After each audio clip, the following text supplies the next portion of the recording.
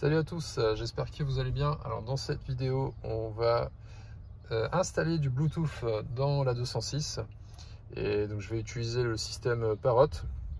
Ça c'est un vieux modèle, le MKI, la série 9000, 9100, 9200. Donc le 9000 il n'a pas du tout d'écran, le 9100 il a ce petit écran là et le 9200 il a un écran qui est plus grand. Bon, la réalité c'est que les écrans je ne vais pas m'en servir, moi c'est simplement pour quand je reçois les appels, les envoyer sur les haut-parleurs de la voiture et pouvoir écouter de la musique en Bluetooth plutôt que la radio. Donc la manière dont on va faire, donc déjà je vais vous montrer un peu de quoi est constitué le kit. Donc ça c'est une version donc ISO, parce que l'autoradio 206 il est ISO. Voilà, donc on a la télécommande là, on a un petit écran, ça c'est la fameuse Blue Box, donc ça c'est l'électronique. Donc celui-là j'ai acheté, on va dire c'est une occasion neuve, donc il est pas neuf mais il n'a jamais été monté, d'ailleurs ça se voit. Hein. Alors les câbles ils sont en dessous, voilà, là il y a tous les câbles, il y a le manuel que j'ai commencé à regarder. Voilà, donc il y a deux manières de monter. Donc là c'est avec connecteur ISO, ça c'est mon cas. Sinon il y a line input, et comme c'est pas mon cas, je saurais pas comment faire. Donc on va regarder ce cas là. En fait le Parrot, ce qu'il fait, il se met en parallèle de l'autoradio. Donc dès qu'on reçoit un appel ou qu'on veut mettre de la musique, c'est lui qui intercepte et puis il envoie sur les haut-parleurs. Donc, alors sur la 206, donc faut enlever l'autoradio. Donc normalement ce qu'il faut faire c'est mettre une tige ici, une tige là, et ça permet de sortir l'autoradio. Donc j'ai pas de tige mais c'est pas très grave. Donc ce qu'il faut faire, je vais enlever complètement la façade. D'ailleurs des fois je trouve c'est plus simple de faire comme ça. On va déjà tirer sur la casquette. Hop. Voilà. Je vais enlever le support. D'ailleurs j'avais montré une vidéo comment installer ce support. Voilà. Hop. Là il y a les warnings. Donc comme toujours un peu à deux mains, c'est pas simple. Et puis alors là pour le coup il y a vraiment un crochet de chaque côté. En fait non, il n'y avait qu'un crochet, c'est juste que ça coinçait un peu. Voilà, ça va mettre de côté. Après c'est simple, il y a une vis là Torx, une vis de chaque côté, et la façade sort toute seule. Alors il y aura l'autoradio avec, il ne faudra pas tirer comme un bourrin, puis simplement décrocher les câbles qui sont derrière. Voilà, donc j'ai dévissé, et puis il y a encore des crochets qui retiennent, surtout un en bas, donc là il ne faut pas tirer sinon on arrache tout, enfin on casse tout. C'est crochet en bas, là, voilà, il n'y a plus qu'à sortir l'autoradio. Ça je vais le mettre là. Et ouais, bon vieux autoradio à cassette. Hein. Alors, comment ça vient? Tous les câbles derrière. En fait, il faut sortir. Ce qu'il faut, c'est sortir les câbles, brancher la Blue Box à la place de ces câbles. Et ensuite, la Blue Box vient se brancher sur l'autoradio et la Blue Box la planquer quelque part là où ça rentre. Voilà, donc j'ai relié les câbles. Je vais vous expliquer qu'est-ce que j'ai fait. Donc en fait, il faut le gros faisceau Parrot, on le met là sur la droite. Comme moi je suis en ISO, enfin l'autoradio est en ISO, là on a ce jeu de câbles line out. Voilà, ces deux-là, ils sont même pas, il faudra les couper. Donc ceux-là sur la 206, sur cette autoradio, on n'en a pas besoin, donc on les utilise pas. Et ensuite derrière, les connecteurs donc qui sortent de la voiture, qui vont dans l'autoradio, il suffit de les débrancher et de les brancher là sur les connecteurs qui vont à la Blue Box Parrot. Et ensuite, donc ces connecteurs viennent se brancher en parallèle sur l'autoradio. Après vient la question du mute. Le manuel Parrot indique de se référer. Alors si vous là, c'est pour ça, ici, là. Donc de se référer au manuel de l'autoradio, sauf que c'est pas expliqué dedans. Bon, en réalité, on a une chance sur 3. Donc là, ce que j'ai fait, je l'ai mis sur le 1. line mute 1, ils sont bien identifiés. Voilà, j'ai mis sur le 1. Et puis si ça marche pas, j'essaierai le 2. Et si ça marche pas, j'essaierai le 3. Donc ensuite le micro. Alors le micro, il suffit de le mettre ici, là. Et donc il y a un petit système de verrouillage dans mes micros. On fait tourner, c'est verrouillé. Alors pour passer le fil du micro, donc on va le mettre au-dessus du rétroviseur. Donc le fil, il faut le faire passer derrière le compteur et dans le montant. Donc déjà pour enlever le compteur, hop, il faut baisser le volant à fond. C'est la petite molette là. Hop, on baisse le volant à fond. Je vais le caler et je le bloque. Ensuite, il y a donc la casquette de compteur. Celle-là, elle est un peu pénible à enlever. Il faut arriver à tirer. Allez, hop là. Tirer vers le haut. Sans tout éclater. Hop. Parce que le problème, c'est qu'il y a le bouton là de remise à zéro. Hop. Ça sort. À chaque fois, il se fait un peu éclater. Voilà, une vis Torx là. Je fais tout à une main.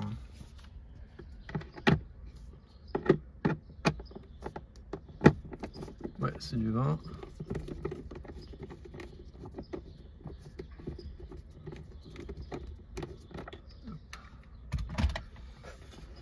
C'est pas la perdre.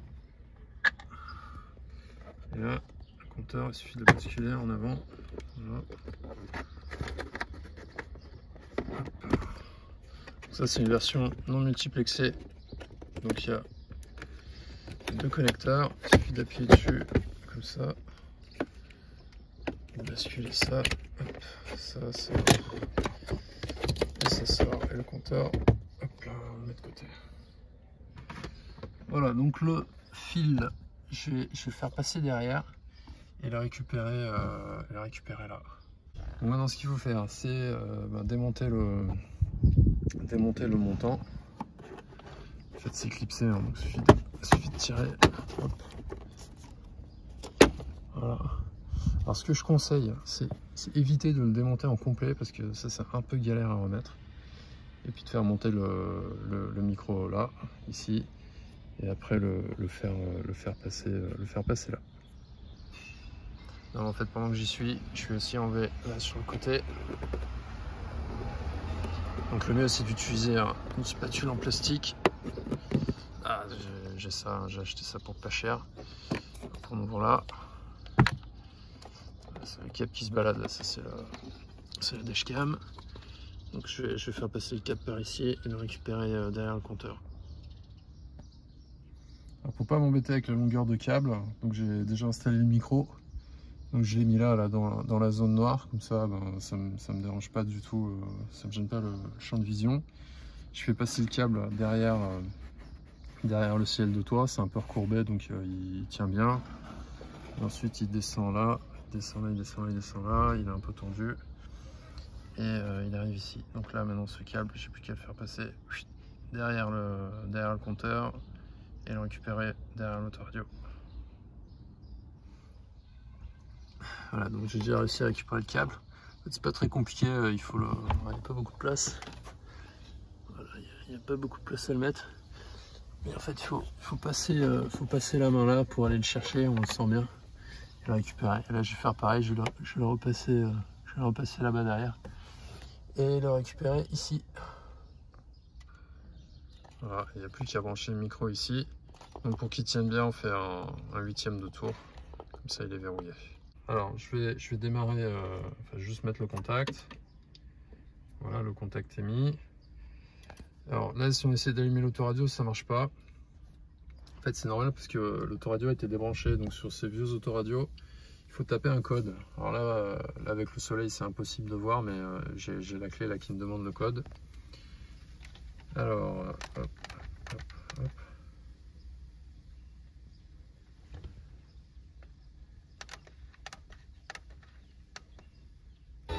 Voilà.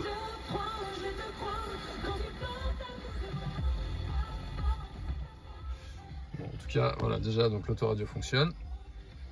Et maintenant, bah, il faut tester, mettre le Bluetooth et passer de la musique par le Bluetooth. Alors, je découvre au fur et à mesure. Hein.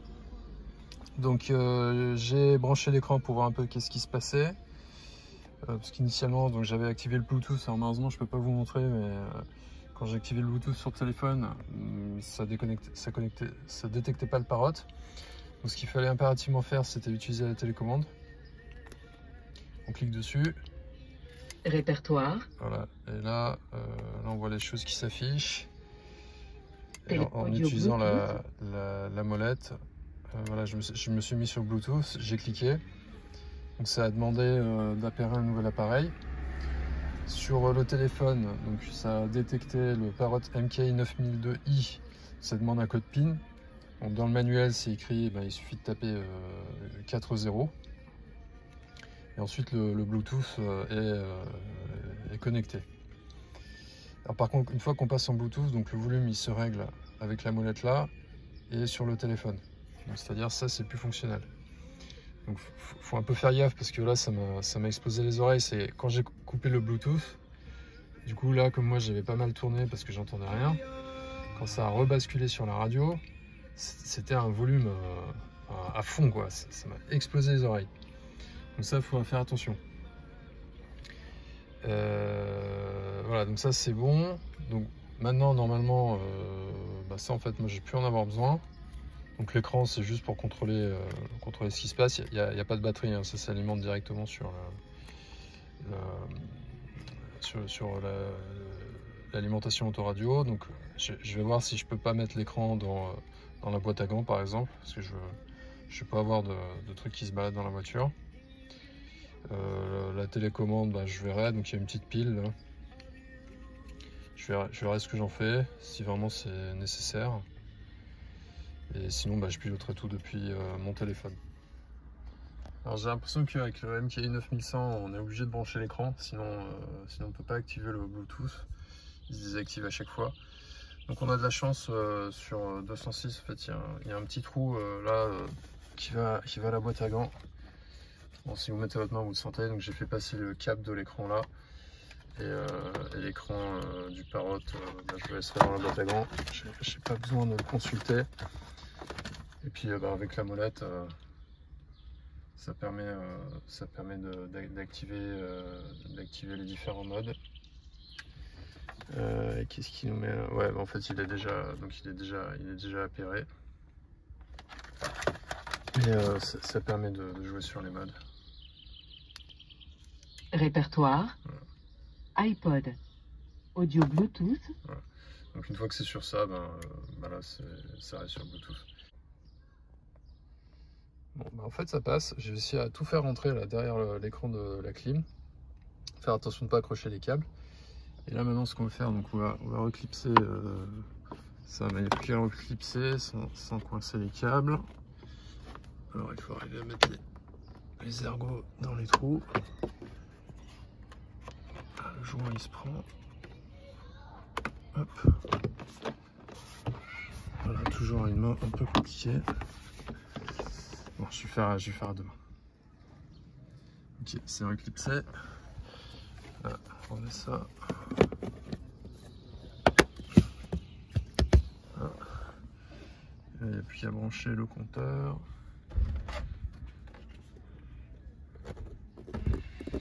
Encore une fois, j'ai un non multiplexé, donc j'ai deux brushes.